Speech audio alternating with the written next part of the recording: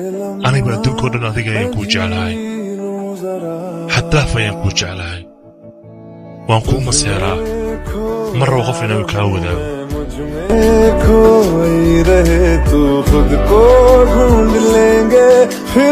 haddii qalbigayga uu hadli lahaa maalin kasta magacaaga ayuu ku celcelin lahaa maxaa yeelay adiga ayaa ah sheekada ugu quruxda badan ee noloshayda.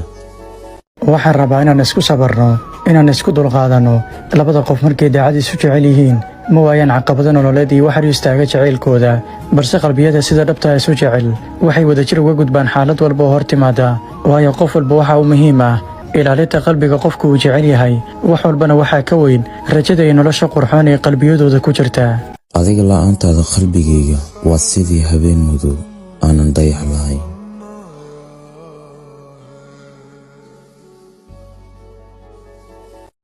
xumaankuuma quuro xurmad iga mudan tahay xayaati xanaanada nafteyda tahay.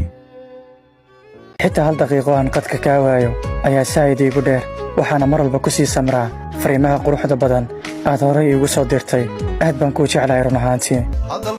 inantan jeclaa keliya waxaan isha ku hayaa fariintaada qalbigaygase wuxuu sugaa jawaabtaada dhigahayguna maqalkaaga ayay xiiso u qabaan.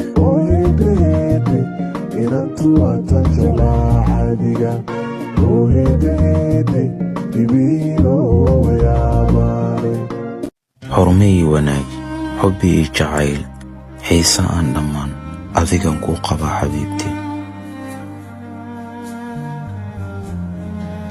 nuurkii adduunkaay nalkii iftiimaay nabad iyo wanaagii naxariistii dunidaay naruuriga jacayl nolol iyo nasiib nabarada qarsooniyo nafta daaweydaay jawi lagu nastiyo neecaw qabow inuu jisaay jacayl niyaddeeda deeqaay anigaa nasiib badan macan oo adiga maanta ku helay. mar kastoo aan ku eego qalbigayga wuu degaa waayo waxaan dareemaa jacayl macaan badan mid laga ilaaliya been mid ay saldhig u yihiin naxariis iyo cafiis ma aha jacayl ku dhisan hadal iyo ballan ee waa mid ku dhisan dulqaad tanaasul iyo kalsooni. wakhtigu ha isbedelo dareenkaygu maan mid aan qarin karo waxaana qeexaya xibnahayga ogow hadduu jiro dareenka awood badan jacaylka anigoo keliya inaan kuu qabo xabiibtii. qalbigu mararka qaar uma baahna hadal badan wuxuu u baahan yahay qof dejiya fahma joogitaankiisuna nabad yahay. adiga markaan kula hadlayo waxaan dareemaa deganaan qalbigaygana si tartiib ayaad u dejisaa.